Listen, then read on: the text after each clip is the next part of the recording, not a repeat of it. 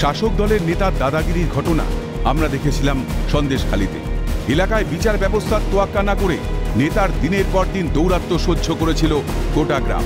এবার সেই শাসক দলের জোর জুলুমের ছবি ধরা পড়ল রাজারহাটের কালিকাপুরে। সূত্রের খবর, একটি জমি সংক্রান্ত বিবাদের মীমাংসার জন্য শুক্রবার পাথরঘাটা পঞ্চায়েত অফিসে ডেকে পাঠানো হয় হাজী মোস্তাফা নামের এক প্রৌঢ় বাসিন্দাকে।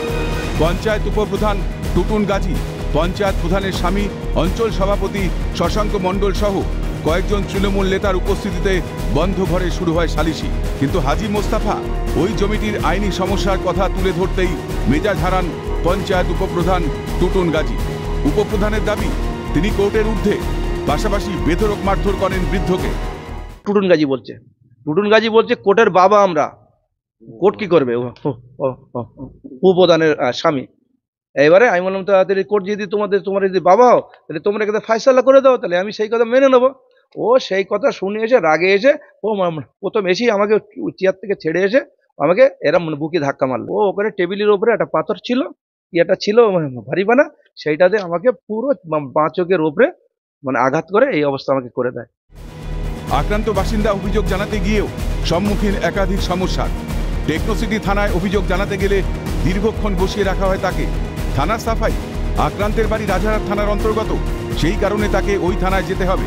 কিন্তু রাজারহাট থানা থেকে ফের পাঠানো হয় তাকে টেকনোসিটি থানায়।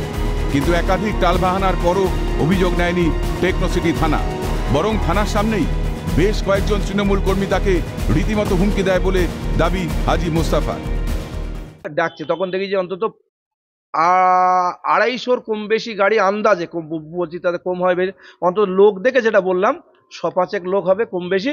সেখানে যখন জড়ো হয়েছে তাড়াতাড়ি আমাদের পার্টির লোক আমাকে বললো, হ্যাঁ, যে তুমি এখানে বেরিয়ে যাও, হ্যাঁ, এখানে বেরিয়ে যাও, হ্যাঁ, তোমার একটু অসুবিধা বেরিয়ে আমার প্রেশার হবে। আমি আস্তে আস্তে সাইড থেকে গাড়ি নিলাম, বেরিয়ে এসে বাড়ি এসেছি।